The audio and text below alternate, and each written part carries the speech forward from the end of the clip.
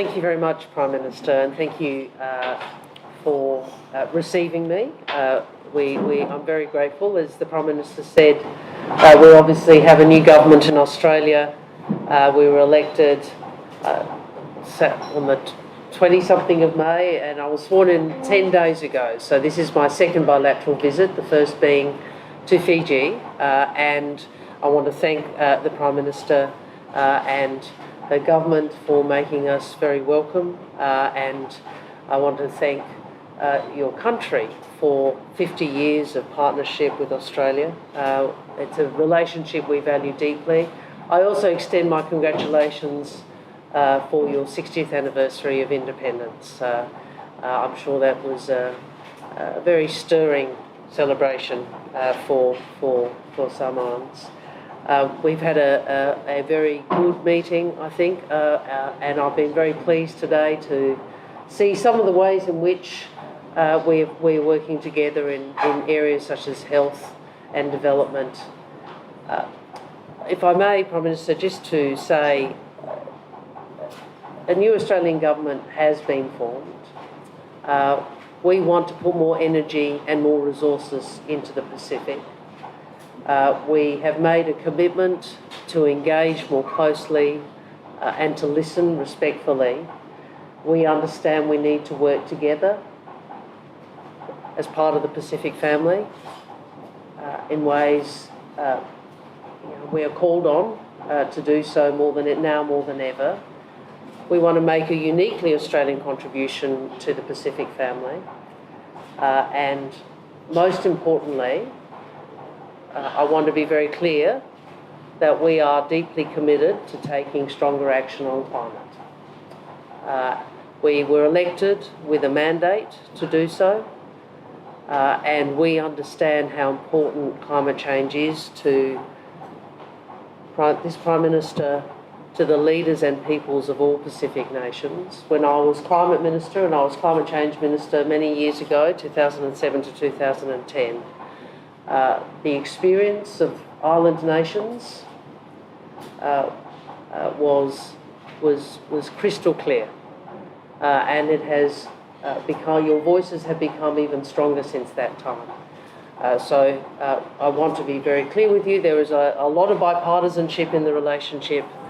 Both parties of government in Australia value our relationship with the Pacific family deeply. But on this issue there is a change in direction, and we look forward to working with you. So thank you for your hospitality, Prime Minister, and for your welcome, and for your leadership in the region. Thank you. As the Senator has intimated, climate change, of course, is very high on the priorities of both our respective governments.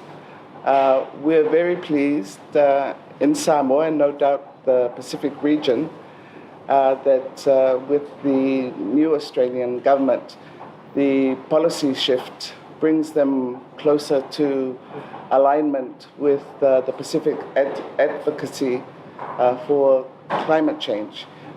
We feel that this will strengthen the Pacific positions on climate change. And of course, we've worked closely with Australia, especially in responses to climate impact. And I do want to recognize your former administrations. We agree to differ, but then as we do, as partners in development, we keep moving forward in ways that we are able to move forward. But we feel that, Senator, with your policy stance, we are greatly encouraged, not only in Samoa, but I'm sure for the other Pacific countries. I have indicated Samoa's appreciation of Australia's assistance to us, especially in our COVID response, together with our other partners. And part of her visit here, as you've seen in the press release, she was able to participate in an event to further our collaboration in the health sector.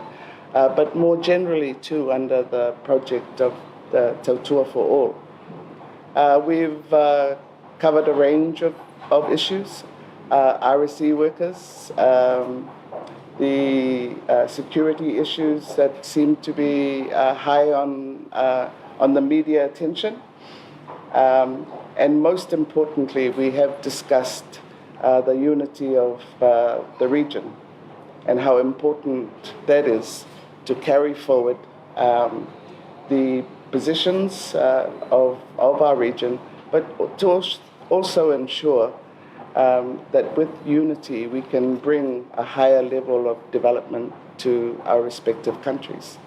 So once again, I'm very happy to receive this visit from the Minister of Foreign Affairs from Australia, and I wish you all the best in your work, and I look forward to collaborating with you further. So, shall we go to questions? Sure. We haven't actually Yes. Oh, the minister has one more particular announcement. Just on one issue, obviously, support from Australia for maritime patrols for patrol boats has been an important part of our relationship, and I was pleased to advise the Prime Minister today that Australia that we would announce today a replacement Guardian class patrol boat to replace the Napanua 2. I know that this will occur in about I think it's next year. So we obviously have some production time, but we're very pleased to provide a replacement. We do understand how important these maritime assets are to island nations. So I was pleased to advise the Prime Minister that we would be doing so. Can we all clap? The Prime Minister led.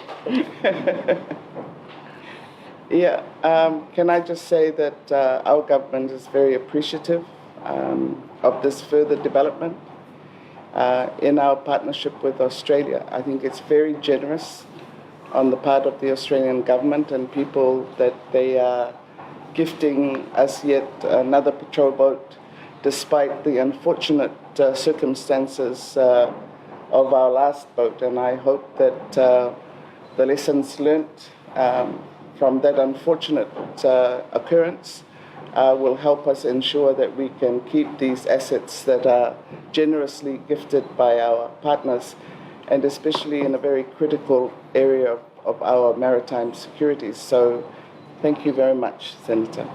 You're most welcome. Yeah. In Kofisili. Senator Wong, thank you for the opportunity and for Samoa. I understand that you once said that Australia, this is a different Australian government, and Australia will end climate change. In terms of climate change, what is the Albanese government going to effectively do to end the climate crisis compared to Morrison's government? Well, the climate wars I was referring to was the war in our domestic politics that we've seen, or the conflict in our domestic politics on climate that we've seen over the last 10 years, which the Australian people have voted to end. And that's, I think, a very reasonable assessment of the election. But you ask a policy question. I think we are committed to doing a number of things. The first is we will lodge a much more ambitious NDC under the Paris Agreement. Our commitment is a 43% reduction by 2030 along with the net zero emissions. We will legislate the 2050 target. We will put in place stronger mechanisms to actually achieve the target. For example, and I know Samoa has been very focused on renewable energy. Obviously, Australia has had a reasonably carbon-intensive economy. So we understand we have to transition. The market has been doing that transitioning, but government certainty, government policy will accelerate that. It will actually reduce electricity prices compared to what they would otherwise be. We'd anticipate under our policy framework around about 83% of our national grid will be powered by renewable energy by the end of the decade. So that's a very substantial change in our plans. Senator Wong, my name is Stevie. I'm a finance student. Hello. Your new Labour government policy is to bring families of RSE workers to Australia. When are you going to put in place that policy? So during you're correct, and thank you for being aware of what we said during the election. We made a number of commitments.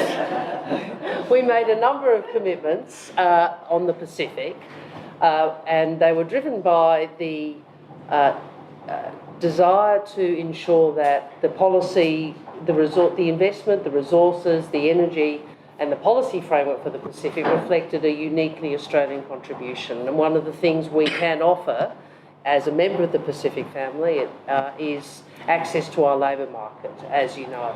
But we did listen to the criticisms or the concerns raised by some stakeholders, and one of them is the difficulty for people to take their family to Australia. So we did propose, as part of our election policies, that for the longer visa, so there's the shorter term visa, 8 to 9 months, which is the seasonal workers program, the Pacific Labour Scheme visa, which is longer, that we would change those visa conditions to enable people to bring their families with them, because many workers and representatives from participant nations had said to us that is a real barrier to people participating. I've only been in office in this job for 10 days, but we will work through that. We will also work with those countries whose citizens do come to Australia on the implementation, because there are some issues which people will want us to take into account as we implement.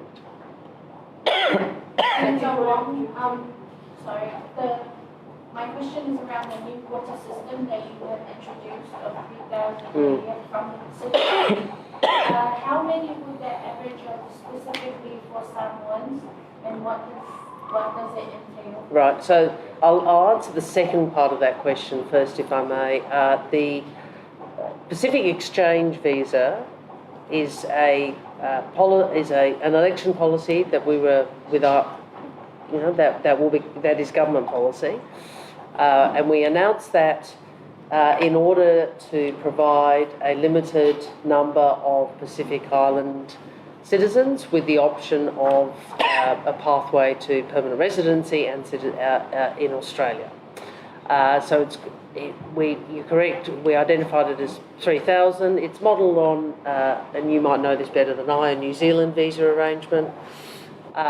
We will work with the region on the details of that implementation, because obviously we would not want to have a situation where you might have too many applicants from a particular nation that might not be sustainable.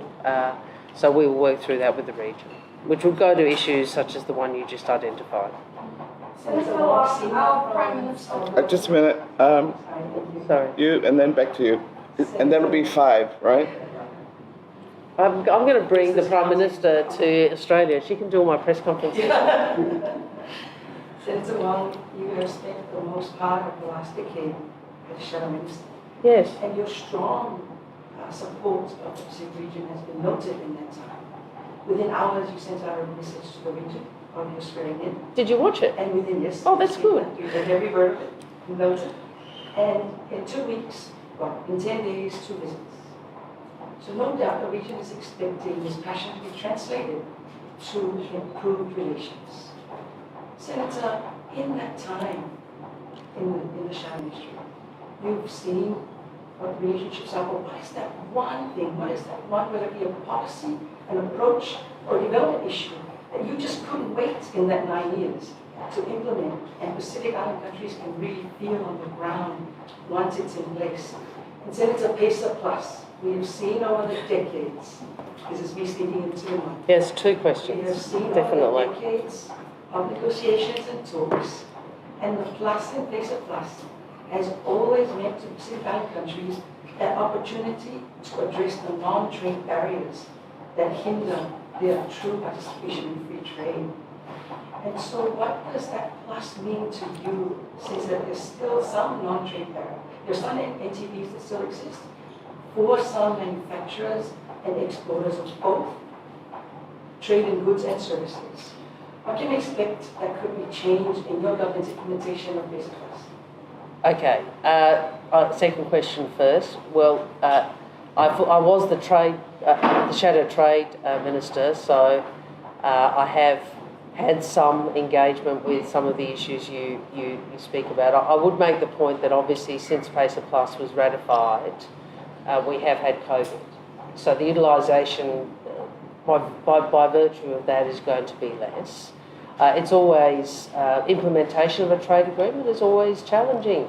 The negotiation of a trade agreement is challenging, and then the implementation is challenging. So we understand that. So I was at the High Commission today, and people spoke about the establishment of an implementation unit for PACER Plus. I think here in Samoa, we'll be guided by Pacific priorities, and in particular, the exporters and their engagement with us about what could be done to pick up utilisation.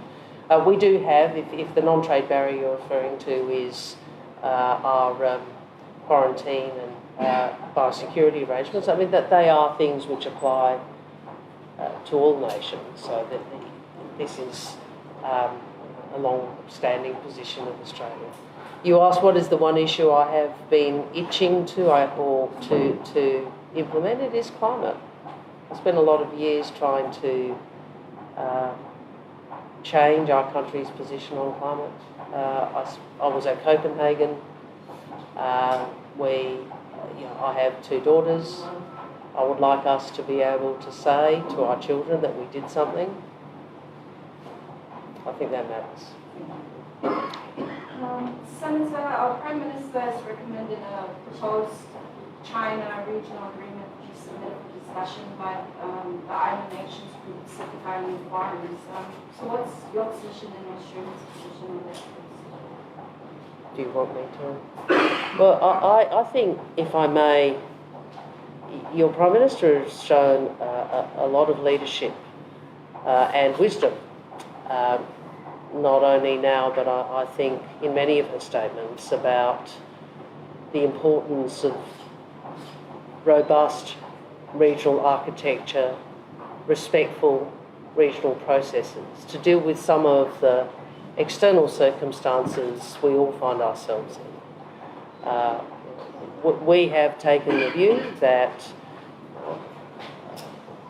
regional security is an issue for the Pacific family. We have consistently taken the view that what sovereign nations do, and sovereign nations are sovereign, but ultimately have the potential to affect the nature of the security arrangements and of the region. So having a collective consideration of those matters is important. I think that's a long-winded way of saying I think it was a very wise intervention. If I could just add a little bit more. It's been reported that supposedly we had signed on to this proposal from the Chinese government. I think that's been a misrepresentation. So I want to use the press conference just to clarify that. The signing that took place here last week, that some of you came to, were bilateral projects. Most of them had started a number of years ago, and it was a formalizing process, which is a normal process. It just seemed a bit abnormal because the Minister of Foreign Affairs was here, and there was this particular proposal from the Chinese that they were seeking regional agreement on. So our position was that you cannot have regional agreement when the region hasn't met to discuss it, and to be called in to have that discussion and have an expectation that there would be a comprehensive decision or outcome was something that we could not agree to. So I think the region has come to that conclusion that, we need to meet as a region to consider any proposal that's put to us by our development partners that requires a regional agreement. So I just hope that's clear.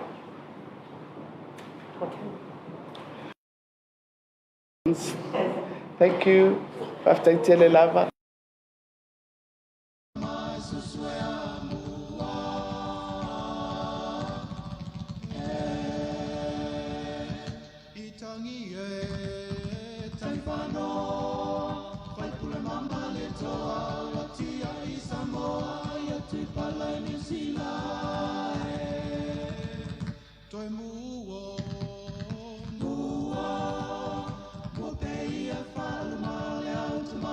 Swear